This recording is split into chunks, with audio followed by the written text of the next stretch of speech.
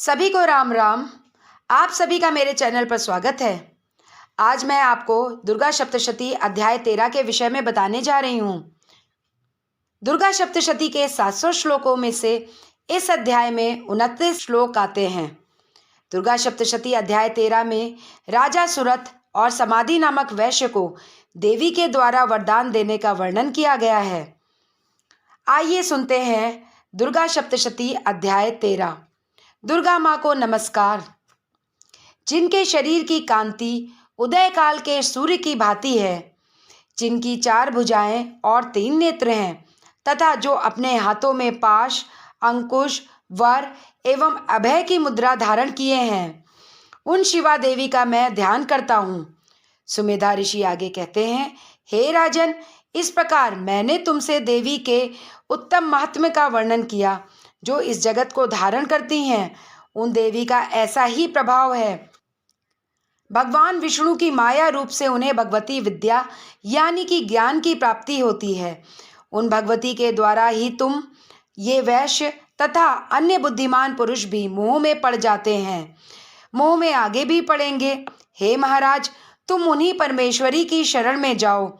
आराधना करने पर वे ही मनुष्यों को भोग, स्वर्ग तथा मोक्ष प्रदान करती हैं। श्री मार्कंडेय जी बोले, सुमेधा ऋषि के ये वचन सुनकर राजा सुरथ ने उत्तम व्रत का पालन करने वाले उन महाभाग महर्षि को प्रणाम किया। वे अत्यंत ममता और राज्य के छिन जाने से बहुत खिन्न हो चुके थे। महामुने इसलिए विरक्त होकर राजा तथा वैश्य तत्काल तपस्या को चले गए और वे जगदम्बा के दर्शन के लिए नदी के तट पर रहकर तपस्या करने लगे। वह वैश्य भी देवी सूक्त का जप करते हुए वहीं रहा। उन दोनों भक्तों ने उसी तट पर मिट्टी से देवी की मूर्ति बनाकर फूल, धूप, दीप, हवन और तर्पण आदि से उस देवी की पूजा की। निराहार और जितेंद्रिय ही मन को देवी में लगाकर एकाग्रता पूर्वक उनका चिंतन आरंभ किया। वे दोनों लगातार 3 वर्ष तक संयम पूर्वक आराधना करते रहे। इस पर प्रसन्न होकर जगत को धारण करने वाली चंडिका देवी ने दर्शन देकर कहा, हे महाराज सुरथ, तुम तथा कुलनंदन वैश्य, तुम दोनों जिस वर के लिए प्रार्थना कर रहे हो वह मुझसे मांगो। मैं संतुष्ट होकर तुम लोगों को सब कुछ दूंगी। मार्कंडेय जी कहते हैं, तब राजा सुरथ ने दूसरे जन्म के लिए अविनाशी राज्य तथा इस जन्म में भी अपने पौरुष से शत्रुओं तथा उनकी सेनाओं को नष्ट कर पुनः अपना राज्य प्राप्त करने का वरदान मांगा। उसके बाद खिन्न चित्त बुद्धिमान वैश्य ने ममता रूपी संग को छुड़ाने वाला तत्व ज्ञान रूपी वरदान मांगा।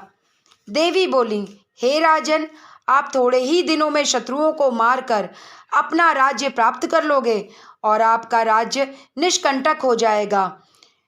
फिर मृत्यु के पश्चात आप भगवान विवस्वान के अंश से जन्म लेकर इस पृथ्वी पर सांवणिक मनु के नाम से प्रसिद्ध होंगे।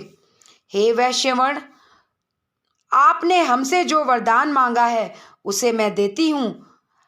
आपको मोक्ष के लिए तत्व ज्ञान प्राप्त होगा।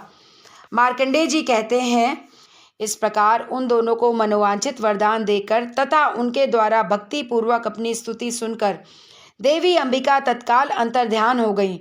इस तरह देवी से वरदान पाकर क्षत्रियों में श्रेष्ठ राजा सुरथ सूर्य से जन्म लेकर सांवणिक नामक मनु होंगे। इस प्रकार श्री मार्कंडेय पुराण में सांवणिक मनवंतर की कथा के अंतर्गत देवी महात्म्य में राजा सुरथ और वैश्य को वरदान नामक 13वां अध्याय पूरा हुआ। बोलो दुर्गे मैया की जय।